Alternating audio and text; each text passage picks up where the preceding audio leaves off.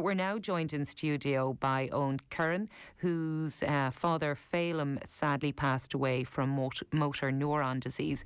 A very good morning, and thank you very much for coming into studio.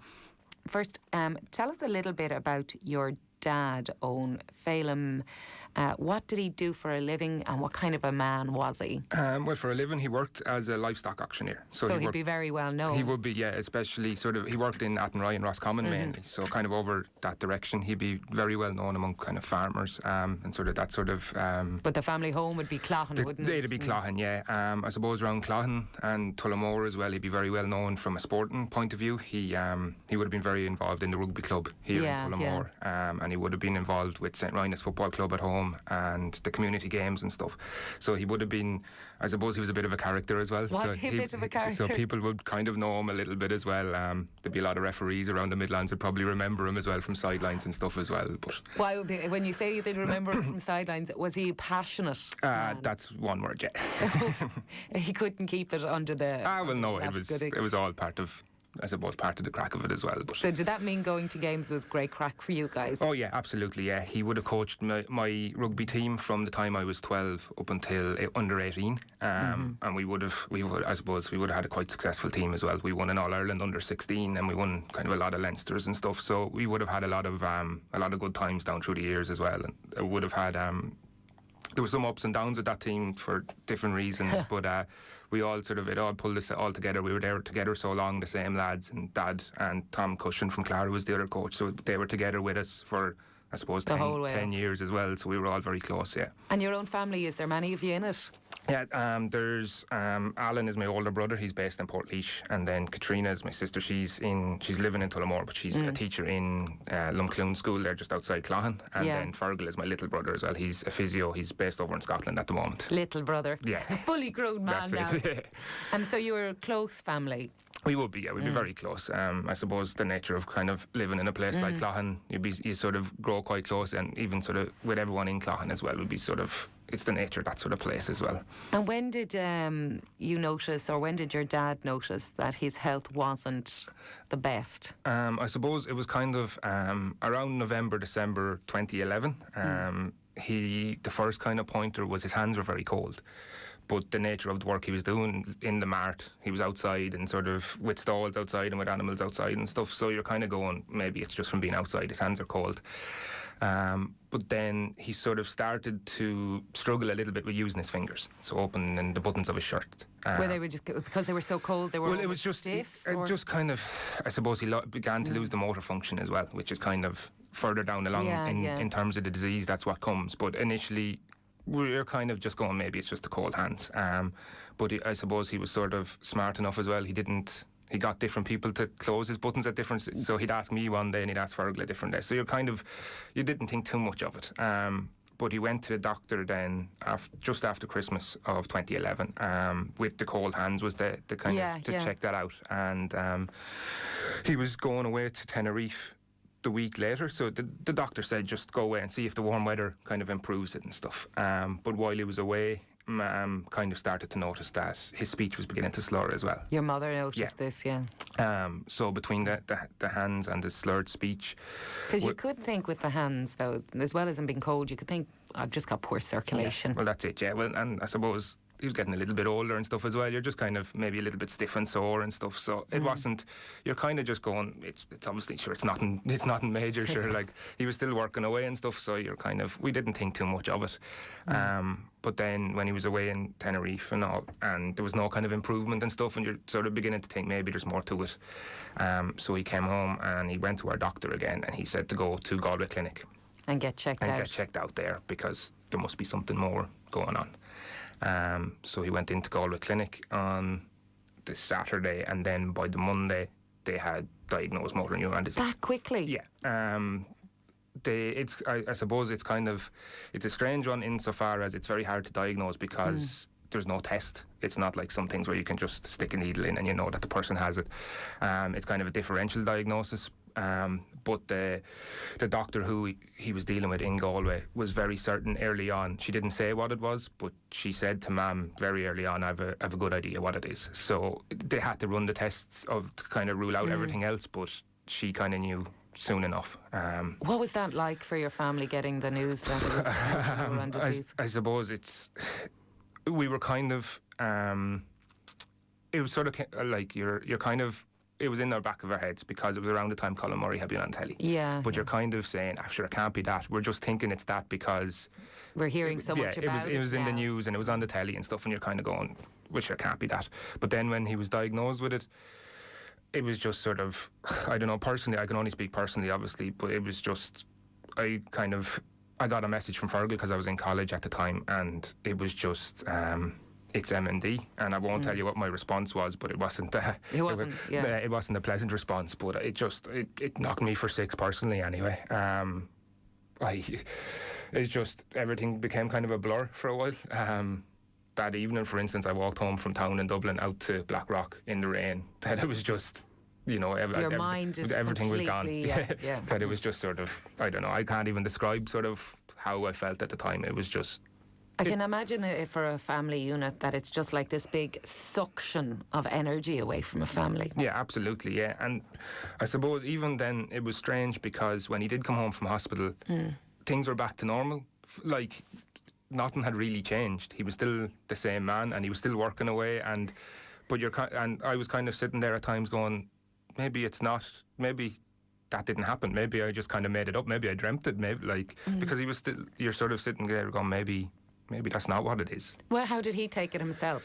Very well, to be honest. Really? He you almost to the point of you'd be worried that he didn't know at times, or he didn't fully grasp it. Or he was just ignoring And I think that's what he was doing, because every now and again he'd make a little comment and you'd go, well, he does know. He knows what's going on. But he took it on. Mum said to him at one stage, like, how are you not angry? How are you not sad? Like, he never cried, he never got angry with it, and he just said, well, what can I do? This is what I have to do, like, I have to get on with it. So he was just brilliant. He was so strong. I'm sure inside his head he was probably all over the place, but he never let anybody see it, for our own sake. And he never complained. He just did what he had to do. And did he keep up everything as his normal life for as long as he could? Yeah, absolutely, yeah. It was up until about this week last year that he was working. So he worked for about 5 months. He was driving up until, I suppose, maybe May time, but his hands were getting worse and worse. We had an adaptation on the car for the handbrake, which was one thing he struggled with, but even that wasn't ideal for him. He still struggled, so he stopped driving then. That must have been a big deal for him, was it? Oh yeah, absolutely, yeah. Because he was very independent and he drove, like, he was driving that in Rye every morning, or Roscommon, so he did a lot of driving, so to have to give up the driving would have been, but again, he didn't complain. He just kind of got on with it, and sort of we kind of played it that, we were going down to Galway for the day with him, or we wanted to go down for a day out, and sort of from that point of view as well, so we didn't really make a big deal out of why we were driving him either. From diagnosis, did his condition deteriorate quite rapidly? Yeah, quite rapidly, yeah. The prognosis will be about 3 to 5 years. So that lasted 9 months. So it was quite aggressive. I suppose his hands just got worse and worse to the point that they became redundant. He stopped eating, so he lost a lot of weight as well. And was that because he couldn't swallow? Couldn't swallow, and I, to be honest, I think a certain amount of his appetite and stuff was gone as well. But it got to the point around this time last year, which was when he finished work, he went into Beaumont to have a peg inserted into his stomach, so we fed him by tube then. So we did all that at home as well for him. So, but yeah, so it was kind of, I think the weight loss was quite alarming. He was up and down to Beaumont to Professor Hardiman up there, and she sort of remarked on his weight loss, and she wanted something done with that as quick as possible with regards to the peg and stuff, because he had lost so much kind of so fast as well. And at the end, did he know he was dying? I think so. The last thing he said was to me, he asked me, was there anything I could do for him? And I had to tell him no, unfortunately. But I think he did. I think he knew all along, but again, he didn't kind of put it on anybody else. We all knew it, and I suppose he had to know it himself, but he didn't want to make anyone else worried about that what sort of thing. What a brave man. Unbelievable. His big concern really was kind of making sure that we had money and his car, what was going to happen to his car and what was going to happen to things like that. So it wasn't it wasn't him. We weren't to worry about him. Did he stay at home right until the end? Up until about 2 weeks beforehand. Well, maybe even less. He was in Tullamore for a few days, and then he went up to Beaumont. And the plan was to just have a kind of a check on him in Beaumont to see how he was getting on with the feeding and if he needed more food. But his condition was that bad at that stage that he wasn't going to come home at that stage. And they were still working on that. They were just going to look at him and send him home. But once they saw him, it was obvious he wasn't going anywhere, unfortunately. And he passed away. Was it peaceful? Very. Again, you kind of wonder. Does that help? Oh, I think so, yeah. Because my biggest fear all along was that he was going to get to the point where his dependence was taken away and he was suffering, and he never had any of that. He was still walking fairly okay with a little bit of assistance up to 2 weeks. He was at a rugby match here in Tullamore 2 weeks beforehand. So he never got to that point where he was stuck at home or where he was just in bed all day and stuff. He was still able to get around. He passed away very peacefully. On the 26th of October. 26th of October, yeah. You'd almost think he kind of planned it as well, because the nurses had sent, Alan was in with him at the time, and the nurses sent Alan out to tell us to come, and he passed away when Alan was gone, so there was nobody there with him. So again, he didn't want to be putting that on anyone that they were there as well. So, Owen, since your dad passed away, what's it been like at home? It's been very tough. I suppose I've been relatively fortunate because I'm in college up in Dublin, so I can kind of commit myself to that, and I'm working and stuff as well, so I'm busy. I suppose it's been toughest for Mam because she's at home on her own. But Katrina is nearby, and Alan is relatively close in Portlaoise as well, so they kind of come and go. So there is a good support network. There is absolutely, and even in Cloughan, then she has some very good friends who were there the whole way along as well, even down to cooking dinners and stuff. And so there's some very good people around her. So there'll be no holding her back. No, soon. that's it. She'll have a social life that any 20-year-old would be envious of. You got involved with the Irish Motor Neurone Disease Association. Yeah. Did you do that prior to your dad's passing? Yeah, well, I suppose kind of from early on, the Galway Clinic told us to get in contact with the association, that they're a brilliant association. They're very, very good. They give great support. They have full-time MND nurses who go around to families like our own and kind of explain it and organise stuff. So Etna was the nurse that we were dealing with. She was kind of our first point of contact, and she was just brilliant. She was great support for Mam. She gave any information we wanted. She organised equipment, so she organised a reclining chair. So it was just to be able to get up out of the chair, made it easier for Dad. There was a reclining bed. And it's the little things, isn't it? Absolutely. You wouldn't even things you wouldn't even think about normally. But they organised all of that, and I suppose even the fact that Dad went down so quick, there was a lot of stuff that we didn't even kind of get to need, or we didn't get to the point of being able to use some of the stuff that the association could offer. But they were just brilliant. They were really, really class, and that's why when they asked me to give a hand out this week, I didn't hesitate. Tell us about this week, because it's Global Awareness Week for MND. Yes. What's happening? Yeah, so the IMNDA organised, it's Drink Tea for MND is their slogan. And us Irish people, we love drinking tea. Absolutely, yeah. So it's ideal, really. So there's tea events going on all week and just kind of raising awareness. There was a big event on Wednesday in Moat in the Grand Hotel, and they're just going on all over the country. There's also people like myself speaking to newspapers and radios and stuff, just trying to get people more aware of the disease, because it's something that people aren't really aware of. There's 300 people in Ireland have MND at the moment. There's 14 people in the Midlands, so it's not necessarily something that everybody's heard of, but it's so that's why you're trying to just raise awareness of the association as well, because it's a small association. 80% of their funding comes from kind of donations and from fundraising. So they need all the help they can get as well, because they provide such a great service. And I imagine, going by the reclining chairs and beds that you said your dad got, on the other stuff that you couldn't avail of, that it must be very expensive. Yeah, hugely. And all of that was free of charge to us. So if we can give anything back, that's the way I look at it. If I can give anything back that can help them get money towards that, or get money towards Etna, or get another nurse to work alongside Etna to help more families, whatever we can do to help. And those nurses, they're employed full-time, are they? Yeah. So there's tea. Is there tea mornings going on across the Midlands this week? Yeah, so there was a big one in Moat, and just kind of all over the place there's events going on. So there's details on the website. The imnda.ie website is great. It has all the events.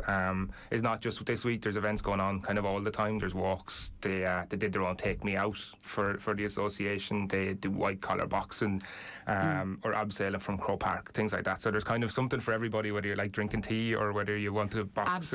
Abseil, whatever you want to do, there's something there. So all the information is on the website there. So the girls in the office are brilliant as well. They're really helpful. So even if you ring them, they can fill you in as well. You've got some pretty well-known people. You've got the RTE sports correspondent Jimmy McGee in the organisation, and also actor Mary McAvoy, who's a local woman as well. Yeah. Does it help to have big names behind it? I think so, yeah. And I suppose in the Midlands as well, we were kind of unfortunate that we have Colin Murray as well from Moat, and we have Nicky McFadden as well, the TD. So both of them have it as well, unfortunately. So in the Midlands, it's probably a little bit more well known because of people like that.